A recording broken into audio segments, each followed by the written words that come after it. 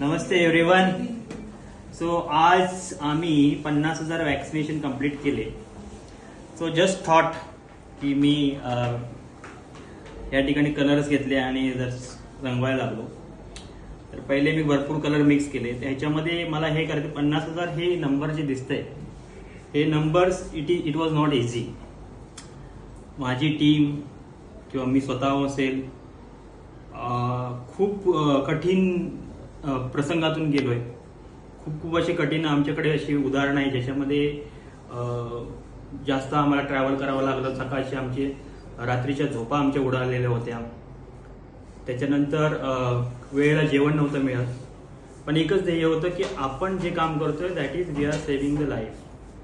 आणि आपण एखाद्या मुलीला म्हणजे हे जे वॅक्सिनेशन आम्ही करतो 50,000 मुलींचं वॅक्सिनेशन केलेलं आहे. सो त्यांना आम्ही त्यांचं जीवन सुखरूप व्हावं भविष्यामध्ये त्यासाठी आमचा हा प्रयत्न होता. सो ही मी त्या ठिकाणी वाटचाल दाखवली आमची की काही दिवशी असं होतं की खूप खडतर प्रवास होता. कारण की आमचं कामच आहे की हार्ट टू दिस एरियामध्ये जाणं आणि काम करणं.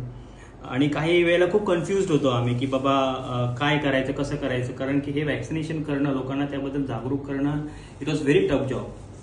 बट टीमने केलेलं आहे. आणि हे फक्त आम्ही महाराष्ट्रामध्ये नाही, महाराष्ट्राच्या बाहेर दिल्ली, बँगलोर, कर्नाटका, त्यानंतर तामिळनाडू 12-14 तास स्टँडिंगमध्ये काम उभं राहून प्रवास करून सुद्धा केलेला आहे. वेळेला कधी जेवण नाही मिळालं आहे. मी हे सांत्वन म्हणून सांगत नाहीये, बट हे सांगतोय की प्रत्येक नंबर जे डॅशबोर्डवर दिसतात त्याच्या मागे एक हिडन स्टोरी असते that we people don't no.